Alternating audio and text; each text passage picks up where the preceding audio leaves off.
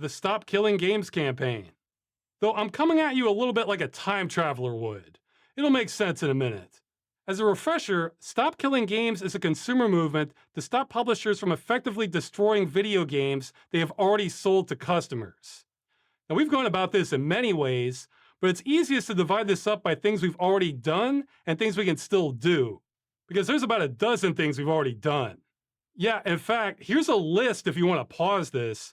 Going over this again will be a video in itself. I'll talk more about some of this towards the end. So that just leaves things we can still do, which are only two items. One is for the UK to sign a government petition to bring this issue before Parliament. Though, keeping it real, I'm not terribly optimistic about this one, since the government response has been a mess by every definition. It's a long and boring story, but the short version is it's hit a bureaucratic roadblock and will stay stuck unless it gets more signatures. But the one that has a lot of power, so much so I think it could change the course of gaming history, is the European Citizens Initiative. Now, I said I'm approaching this like a time traveler because with the trajectory we're on, these are both going to fail. So I figure, why wait until they actually do to tell people? Both the petitions end in July. The Citizens Initiative in particular on July 31st. This video probably won't change the timeline. It's just a last-ditch attempt to wake people up on it. The European Citizens... It's not gonna fail. We won't let it. So, I wanted to actually make a video. I know that I'm not the biggest creator or anything like that. I know a lot of people probably won't see this video, but this is for the few who will see the video. And at the end of the day, I am a gamer. Okay, I love games. Most of my channel is gaming, all kinds of games. I love games, okay? And I'm gonna let him explain more, but that's his Excuse Farms. He's been having this petition for games to stop killing games, for these publishers to stop killing their games. And he's going to explain it a lot better, but the gist of it, a lot of these games, they have online components and you have to play online. They have to have an online connection. And the game that really got it started was The Crew. They shut down the servers for that game, and they did that, no one could play the game. That kind of sucks. After you spend $50-$60 on these games and these publishers can just shut down the servers where we can't play anymore. And this, I know The Crew is an online game, right? But a lot of these other games need online connections. A lot of these single player games, they just want you to connect to the internet for some reason, even though you're just playing by yourself. The latest game I can think of this, the latest game that I can think that has this is Assassin's Creed, right? Whatever you want to say about that game, hate it or love it or whatever, you still need an online connection to play the game. And however much money you spent on the game, or if they shut down the servers, you can't play the game anymore. If you do like the game, that sucks, and these games are starting to get a lot more expensive, $80 to $100 now. And these publishers can just, like I said, go in and just shut down these servers and we can't play these games anymore. And a lot of them don't like people to create their own servers, private servers, so people can still play the games. It's a whole big deal. Now, I'm gonna splice in more of his video so he can talk about it, so you can get a better understanding, because he's the one who came up with this and I love it. Like I said, I know I'm not a big creator or anything, but I think if you're a big creator or a small creator, you should say something, because somebody somewhere, one or two people, whatever, are going to see your video. And I know for me, I have a lot of subscribers and stuff, followers over there in the UK and EU. So, and I do understand, like, a lot of big creators, we'll see how many, there's a lot that already made videos and posts about it. But, you know, this is for that one person, that handful of people who may have missed those videos or who don't watch those people. They may watch me or you or something, you know, and that's one more signature. Or if they live in the United States, they probably know somebody in the UK who may have not seen those videos or posts, and they can send it to them. And I want to say, I'm going to leave a link to his video, and he did two live streams or live stream. I'm going to link those two. He just posted those like 2 days ago, so you can watch those. And I'm going to leave a link to the petition down so you can sign it. Okay, let's listen to him some more. Too bad, because I have high confidence this would have solved the problem of publishers destroying video games. Now, why do I say that? Well, what a lot of people don't realize is that in the EU especially, it's almost a state of lawlessness regarding the practice of game destruction. Okay, I don't want to put people to sleep here, but the quick legal argument is that the vast majority of games with an online requirement say they can be terminated at any time for any reason. Or Blizzard likes to say any or no reason. But according to the EU Commission, that might be a violation of Directive 93/13 EEC, which protects consumers against unfair terms and consumer contracts. So if that term is unfair, that means that part of the contract is null and void. And if it's null and void, then what does the law say about how long your purchase lasts? Well, it doesn't. That's the whole mess. So if there are no legal guidelines, what are consumer expectations for how long video games last? Well, indefinitely. Even the average online multiplayer video games from the 90s can still work today if you didn't change the hardware or software. So the law wasn't written for this situation. The industry's terms might possibly be illegal, and traditional expectations are games last indefinitely. Now, of course, publishers can't support games indefinitely, but by not giving expiration dates or end-of-life plans, that might be the situation they've put themselves in. I cannot emphasize enough what a mess this is. If you were an impartial judge just trying to interpret the law, you'd have a headache. I don't know what you would do. And that's one of, this is nothing but a mess. You know, we have no laws for our games or anything. And you've seen what Blizzard, but let's go with Blizzard. They can just get rid of a game for no reason at all. That's wild. And we don't expect them to support a game indefinitely. We don't expect that. You know, have updates, you know, all that. We just want these games. We just want to keep these games and play these games. And that's what I was talking about, like with the servers. You know, people can make servers for these games. A lot of these games, like there's old games that people still play because of fan-made servers. Fans of the game wanted to keep playing the games, so they made servers for these games. But the publishers can come in and shut that down. They can shut that down. They so like with them, with the publishers can just shut down the game in time. They can come in and tell these people not to make servers and shut them down too. It's just wild. At the end of the day, it's like we spend money on these games. Like I said, like 50. If you're talking about older games, $50 you probably spent on a game back in the day. Now it's like $60. In the future, we see with Nintendo, $80 games, $80 to $100. What these games are going to cost?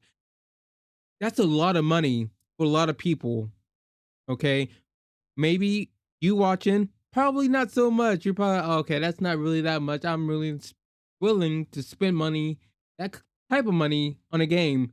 A lot of people can't, and when they do spend that money on a game, well, you know, that's their hard-earned money. They probably could have used on food or something else.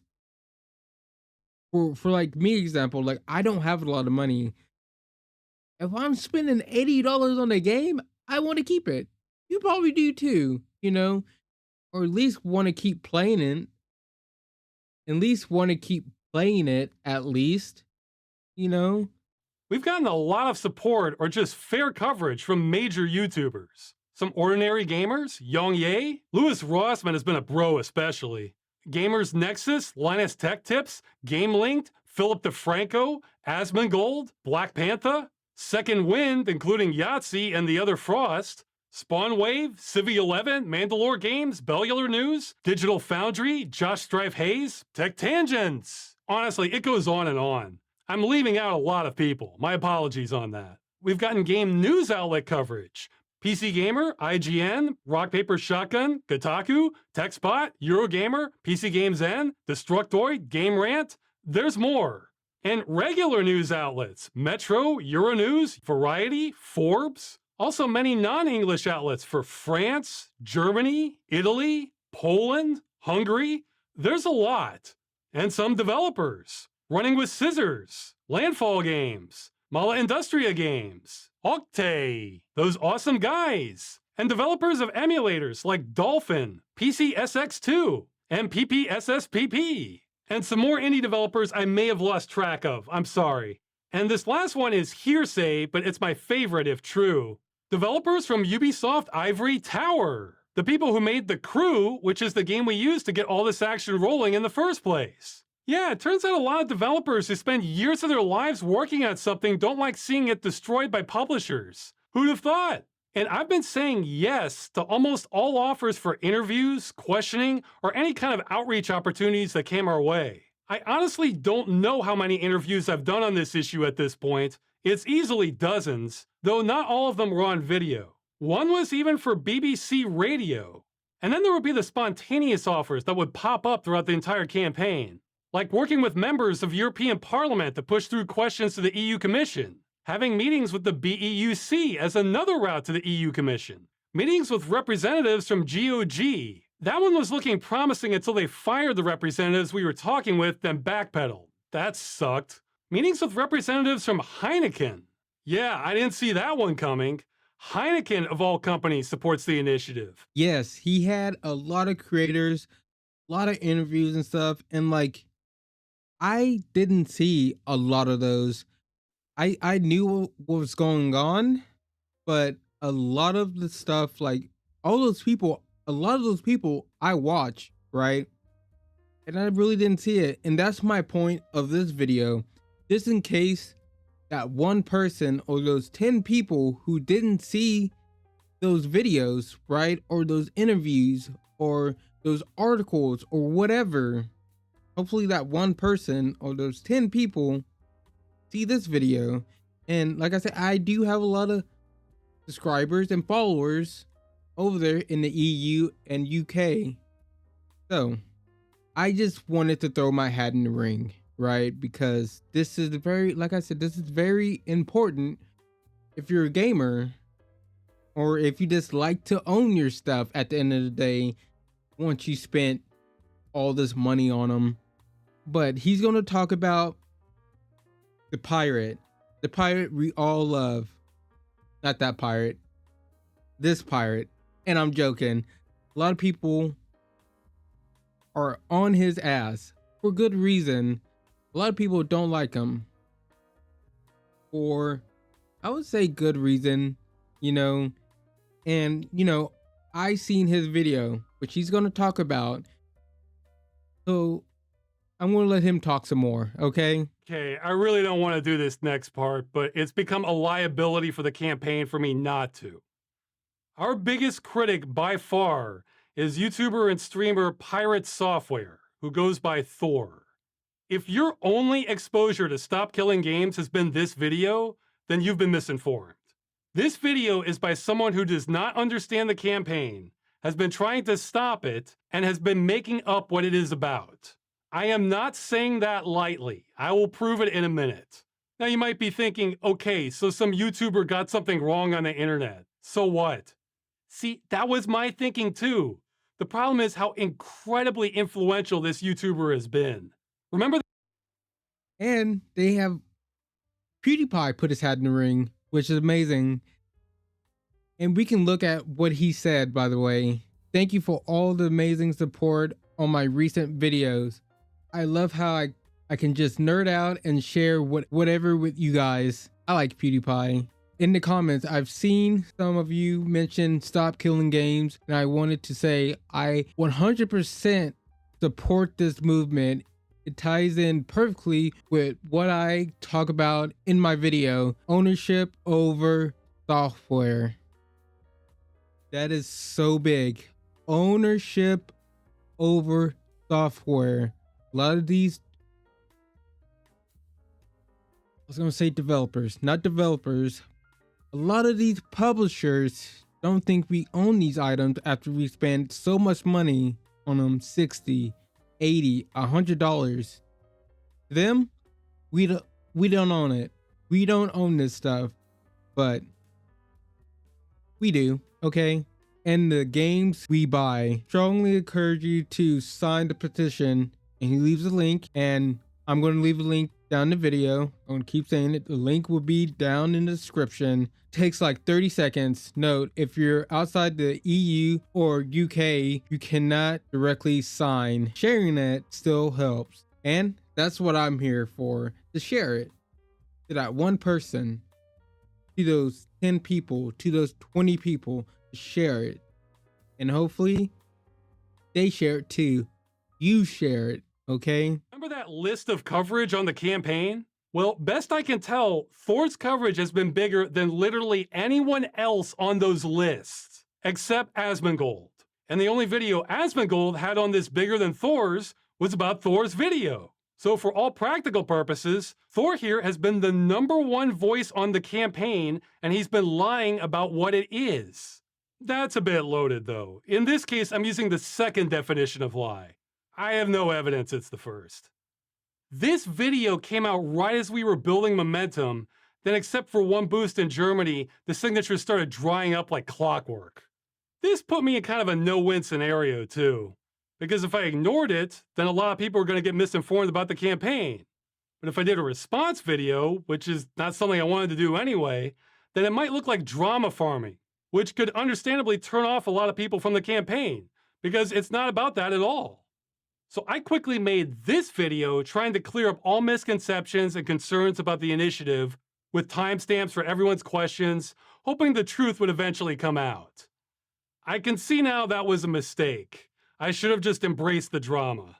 To this day, I'm still getting frequent comments and emails about the same falsehoods about the campaign that originated in this video. Well, now I have nothing to lose. If we don't get the signatures, then none of this matters anyway. So if this campaign is failing because of me not talking about this, then I'll at least correct history here on the way down. Sometimes you just have to embrace the drama. Like in this case, he had to. He should have done it a long time ago. Because if it's one thing that I've noticed, if it's if it's involving pirate software, most likely it's going to be drama. I'm not saying people are going to people trying to create drama, but is this the way pirate software carries itself, right? You know, if you go against him anyway or try to say he's wrong, he's going to get very defensive because he's just one of those people, right? He always has to be right. He's not going to admit if he's wrong. So if you're saying something that goes against him in a way, well, it's going to look like drama, even if it's not. You know, this video that I'm creating right now isn't drama. You know, I just want to put some awareness on this. Like I said before, I think if you're a big creator or a small creator, right? Say something. Just say something. Make a video, make a post, right? Just do something, because this is very important, especially if you want to keep your games you spent money on. And I don't know if I said this. I'm going to leave a link to his most recent videos, Accused Farms videos. He posted like 2 hour long something videos, one answering questions, another one talking about this. About the talking about the movement or whatever. So I'm going to leave a link down to everything. If you live in the EU, UK, sign it. If you don't, if you know anybody who lives over there, have them sign it, because this affects all of us. And before we hear more from him, I want to say, if you don't think this is going to affect us, again, think about Apple, right? Apple had to change. There's more examples, but this is very important. Okay, like I said before, there's many examples out there, but one of the biggest I can think of is with Apple. You know, they had to change their charging ports in their phone to Lightning to Type C, and what happened? They changed it for everyone. Now, if you have a newer iPhone, you have a Type C connector instead of a Lightning port. You know, if they can, because I would say like a lot of these publishers, companies and stuff, once they have to make a change in one region, they usually make it in all, because it's just too much to, you know, develop something or make something just for one spot, then have to make something else for another spot. So usually they just change everything for everyone. But let's hear more of Accused Farms. That's what I mean. It's harder for gamers to understand this because they come with so many assumptions. It's like that saying about doctors being the worst patients. So let's clear this up. It's the first line on the website. Stop Killing Games is a consumer movement started to challenge the legality of publishers destroying video games they have sold to customers. But the movement includes all this stuff from earlier, and he was mostly talking about the initiative. Well, the short version is the initiative is about requiring publishers to have end-of-life plans for games they've sold to customers in the future. So when they shut them down, customers can continue running them without their support. The long version depends on what kind of transaction is being made. As you can see, it's not easy to explain in a soundbite. But if you notice, we don't make a distinction between single-player and multiplayer games. That's because the law doesn't either. So why make this even harder? Both the movement and the law are making distinctions on how games are sold. Also, that part he said about it affecting all live service games, yes and no. It would affect most live service games in the future, but the initiative is not retroactive. So that's one thing Thor doesn't understand, but he also seems to think this is about converting multiplayer games to single player. Once again, he made that up, and I have no idea why he thought that. Transitioning an entire multiplayer server-side game into a single-player video game, which means rebalancing the entire experience around single player, rebuilding everything in the entire game. How are you going to do that with Final Fantasy XIV? You're just going to make all the raids soloable? Imagine the day that World of Warcraft shuts down, and suddenly you have to make it a single-player game for every individual that ever bought the game. That's what they're asking for. No. Because they would have to sunset live service games as a single-player experience. The idea that suddenly you need to make every single live service game playable single player offline? No, dude. Correct. No. This one is particularly baffling to me because I've heard most counter arguments before, but until Thor, I've never heard this one. That's wild, okay?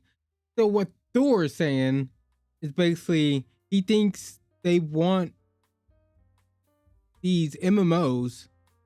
That's what he's talking about. He mentioned World of Warcraft, like sometime down the line, turning it into a single player game. No, that's not it. Okay. Basically, like I keep talking about, it's the servers, the ability to keep playing these games. Because once these publishers shut down these servers, you can't play these games anymore. But the thing is, it's like not turning these multiplayer games or MMOs into single player games really is like, we own these games. We should have the right to, if we want, to make servers for these games so we can keep playing them, right? Now, the best thing would be, sorry, fixing my hat, but the best thing would be is if a lot of these games didn't need online connections at the end of the day. Like I said, I don't understand like why a lot of these single player games require an online connection, right? You're not playing with other people. This is you, the person who bought the game, playing the game. Sorry, playing the game. But you need to connect to online. So if you can't connect to online, you can't play these games, as this won't let you into the game, right? So like, no matter what, if I don't know, like it's crazy like how he went there turning a MMO into a single player game. That's not what he's asking for. He's just asking for us to own our games and keep our games.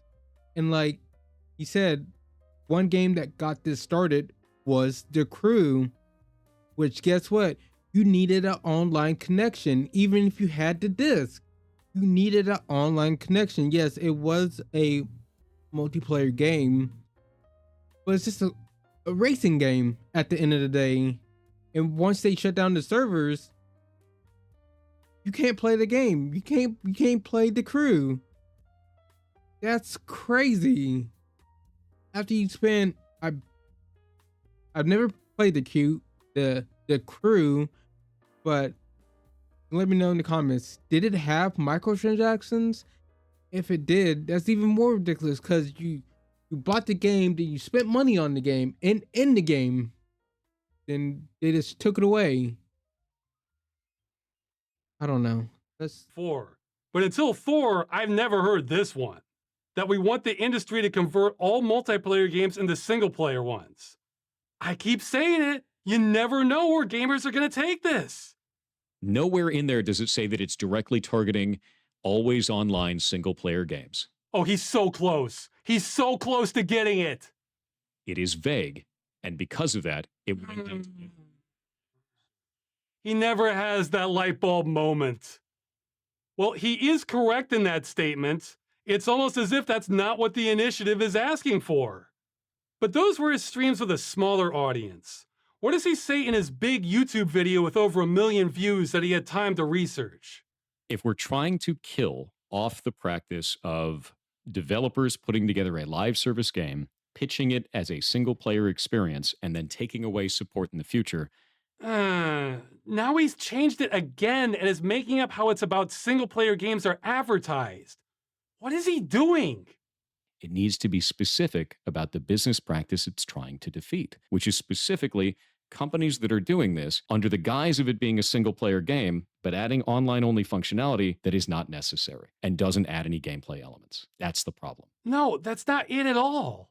And there are some people that'll say, well, just make it all single player. Like you? Explain that doesn't make any sense in the first place. If you're making it all single player, you'd have to carve off all of that, and it's developer time and money. These are two different ideologies, and that's okay to have two different ideologies. I just won't agree with it. But those aren't the ideologies. Nothing in the initiative is asking to convert games to single player. Nowhere in there does it say that it's directly targeting always online single player games. Yeah, so why does he keep bringing it up? This is a total red herring. If we don't like the idea of live service games as a whole, I get it. Don't play live service games then. Don't agree to those terms. No, he's getting a new thing wrong now. We're not against them existing. We're against them being destroyed with no recourse for the customer. Just use logic. If we didn't like them in the first place, why would we care if they're being destroyed? He says he gets it, but he doesn't. Let's talk. And that's the thing. He doesn't get it. But this is like, I'm not going to make this video too long. But all I want to say, like, if you watched Pirate Software's video, go to Accuse Farms. Okay, I'm gonna leave a link to his channel, the videos and everything, and to the petition, so you can sign it if you're in the EU or UK. You can sign it. All right. The whole thing is right. Not asking for a multiplayer game to be turned into a single player game at the end of the day. That's not what he's asking for at all. He just asking for these games to be preserved, so we can keep playing these games. And a lot of these games, like The Crew, had online. You have to play online to play the game, right? They shut down the servers for this game, which what they did, you can't play the game anymore. Okay. Like Assassin's Creed Shadows, you have to be online to play the game. DD2, Dragon Dogma 2, right? You have to be online for that game. They shut down the servers. You can't play the game anymore. I'm correct me if I'm wrong, okay? I'm willing to take some heat for this. I'm pretty sure you need a connection for Hogwarts, right? Love that game. But if they shut down the servers, you can't play the game anymore, And that's really where the problem is. These publishers can just shut these things down and we can't play them anymore, right? It's just, you have the disc, a physical copy of it, it's just the paperweight. But yeah, go sign this. It's going to affect us all at the end of the day. It will. Trust me. And that's all I really have to say about this. I hope you have a good day, good night, and take it easy. All right? Sign the form if you can sign it.